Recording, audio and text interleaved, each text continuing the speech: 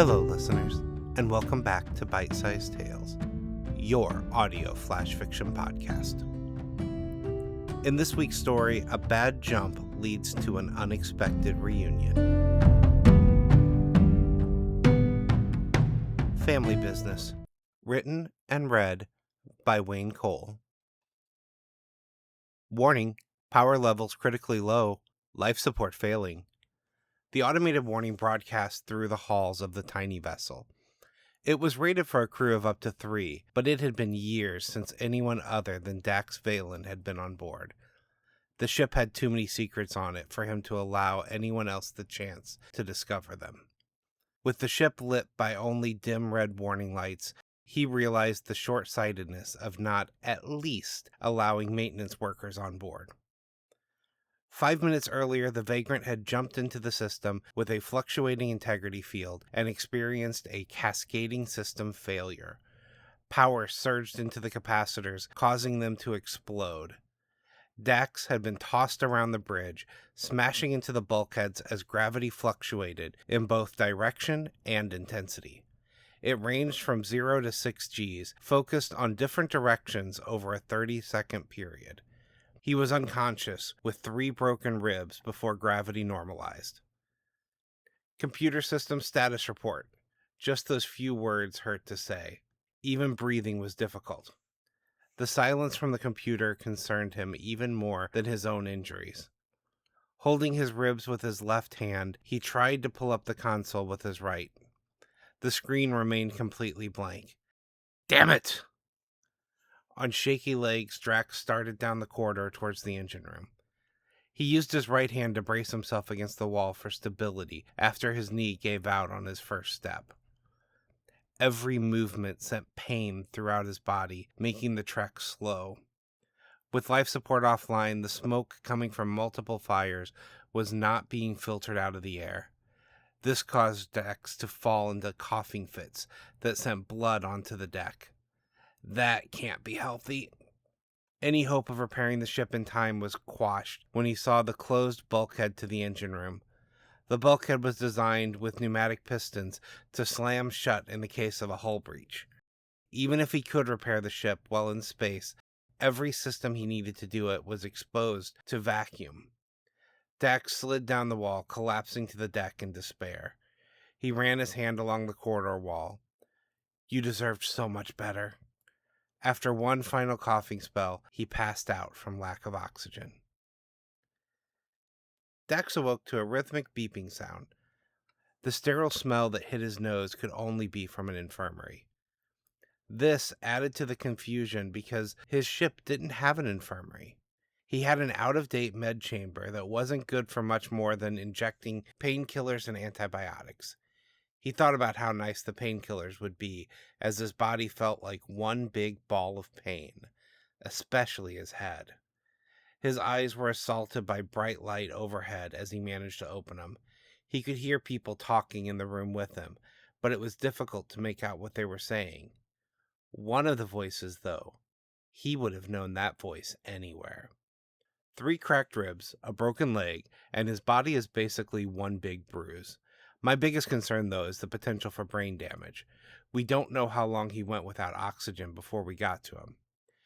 Trust me, Doc, if he's got brain damage, no one will ever be able to tell the difference. Is that any way to talk about your father? Dax's words came out rough, through a throat raw with pain. He was going for flippant, but pain makes that extremely difficult to accomplish. Captain Jonathan Sinclair spun to look at the patient, with an unmistakable look of disgust on his face. The doctor reached out in an effort to calm him, but he pushed the man away rougher than he had intended. Father? No, that's a title you earn. The only thing you ever did for me was get my mother pregnant. I know I wasn't there. No, you weren't, and I probably turned out better because of it. If I had my way, we would have turned that scrap heap you call a ship into dust, and you'd be sitting in the brig, not my infirmary. I just wish we would have done the universe a favor and gotten here an hour later. His words hurt Dax far more than he would be willing to show. With his pain, it wasn't difficult to play off the impact on his injuries. Why did you bother to save me then? Because it's my job. I was ordered to find you and recruit you for a mission.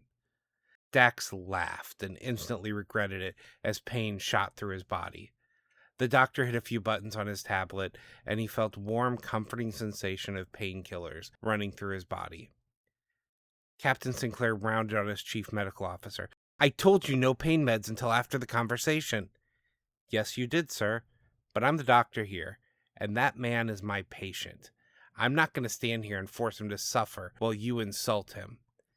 I didn't order you to hold off because I want him to suffer. I ordered you to withhold the medication because now he's under the influence of them and can't agree to any binding deals. You've set us back by days. I've done no such thing. I've made a medical call about my patient. You saw his ship. It's going to take at least a week with our entire engineering team doing extra shifts just to get it capable of flight. Now, if you don't mind, sir, you are in my infirmary. While you are my captain, you have no authority over how I treat my patients. The captain let out a frustrated grunt while clenching and unclenching his fists. You are, of course, correct, Dr. Crate. I apologize for my outburst. Now, what I have to discuss with your patient is above your clearance level, so may I please speak with him in private? Of course, Captain. But I will be remotely monitoring his vitals, and if anything impacts them, I will be back in here to address it. Understood, Doctor. The two men locked eyes, staring each other down for a moment before the doctor moved into his office. Captain Sinclair turned back to the patient. Now, as I was saying, despite my personal feelings on the subject, I was ordered to find you and recruit you for a mission. My superiors seem to think you would be more likely to listen to the offer if it came from me. They obviously don't know you like I do. Why in the world would they want me for anything? For your reputation, of course. Every smuggler, mercenary, and general scum den in the galaxy knows your ship and won't just blow it out of space on sight. No one would ever expect you to be working for the Alliance Vanguard. Damn right they wouldn't. I've spent most of my life just trying to avoid the Vanguard. I'm not a big fan of Briggs. As much as I am loath to admit it, as vile as you are, the one thing you have never been accused of is hurting innocents. One of your old traveling companions managed to infiltrate one of our most secure research facilities and walk out with experimental weapons and a bioengineered virus capable of wiping out all human life from a planet.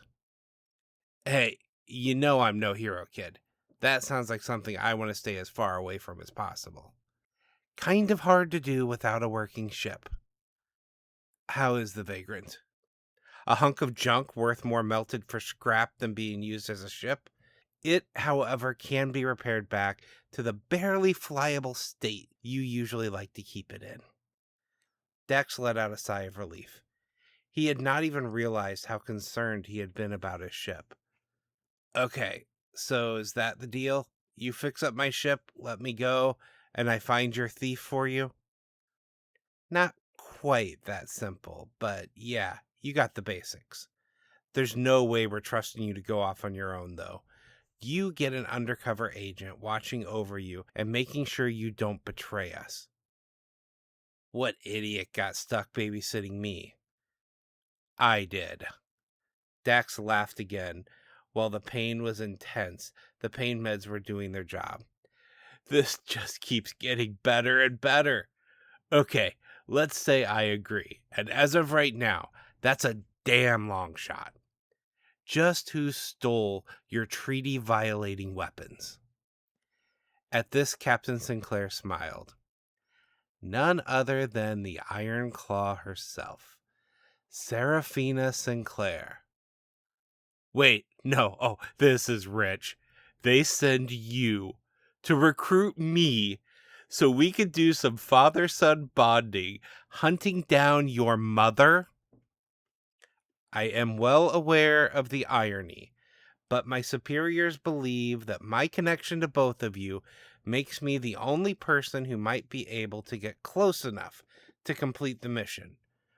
I respectfully disagree with them, but I have my orders. And I do agree that you are the most likely person to find her. I want all the details of this in writing before I agree to anything. Wait, you're actually going to help? You kidding me? Seeing you reunited with the one person in this galaxy you hate more than me? No way am I missing that.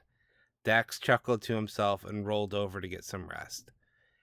If you try putting any trackers on my ship while you fix it, the deal's off. Don't think I won't know either.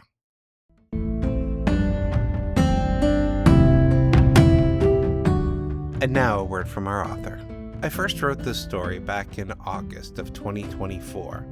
At the time, I had a lot of stuff going on around my life, and I just needed to focus on writing something to get it out.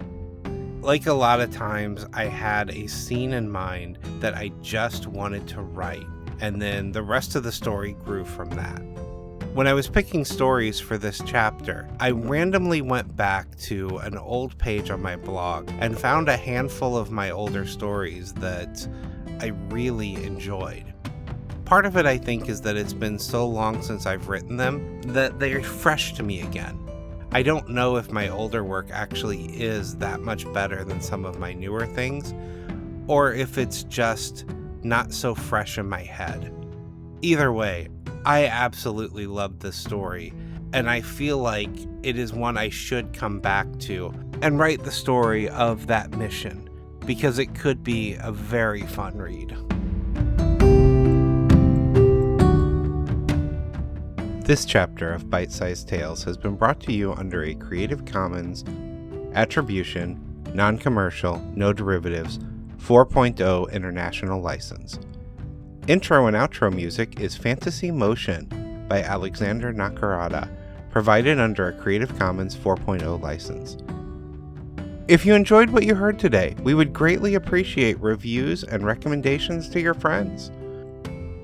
Finally, for more information about our authors, please visit bitesizedtales.com. We look forward to reading to you next time.